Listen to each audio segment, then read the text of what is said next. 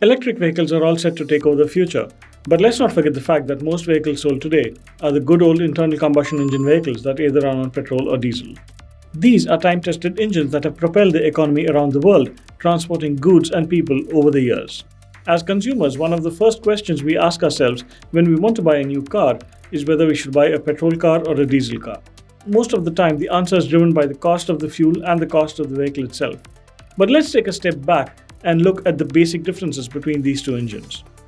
The basic principle of an internal combustion engine, irrespective of whether it runs on petrol or diesel, is the same: the conversion of thermal energy into mechanical energy by the burning of an air-fuel mixture. If you take a peek into an engine, you will find several cylinders within which there are pistons. These pistons move up and down, and the linear motion of this piston is converted into circular motion using a crankshaft and a connecting rod. These cylinders contain intake and exhaust valves.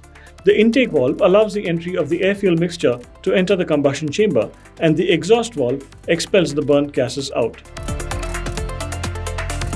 During the first stroke of the engine, the piston moves downwards and the intake valve opens, allowing a mixture of air and petrol to enter the chamber. The intake valve is closed when the piston reaches the bottom and the combustion chamber is full. During the next stroke, the piston moves upwards and compresses the air-fuel mixture. This is called the compression stroke. As the piston reaches close to the top, the spark plug ignites and burns the fuel. This triggers the next stage called the power stroke. In this stage, the piston is pushed down due to the sudden increase in pressure caused by the burning of the fuel. Once the piston reaches the bottom, it starts moving up again. The exhaust valve is opened and the burnt fuel and gases are pushed out. Once the piston moves back to the top, the 4 strokes repeat.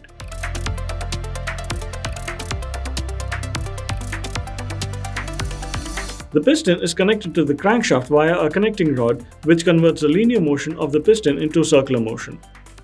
What we just saw is the working of a petrol engine. If it were a diesel engine, then instead of an air-fuel mixture being drawn in, only air would be taken in and compressed. This compression increases the temperature of the air, into which diesel is then sprayed. This increased temperature causes the diesel to ignite spontaneously. As you can see, diesel engines don't require a spark plug to burn the fuel.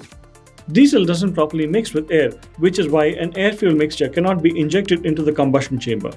But if atomized diesel is sprayed into the compressed air, then it will ignite spontaneously. So instead of using spark plugs, diesel engines use a fuel injector.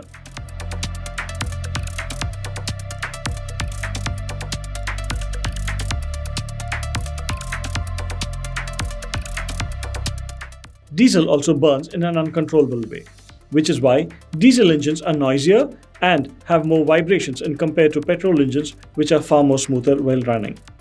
Diesel engines also don't have the problem of knocking or self-ignition because the fuel is not injected until the last moment. This increases the efficiency of diesel engines. But keep in mind that irrespective of whether you buy a petrol car or a diesel car, these are fossil fuels and burning them will always be a source of pollution, no matter how stringent our laws are.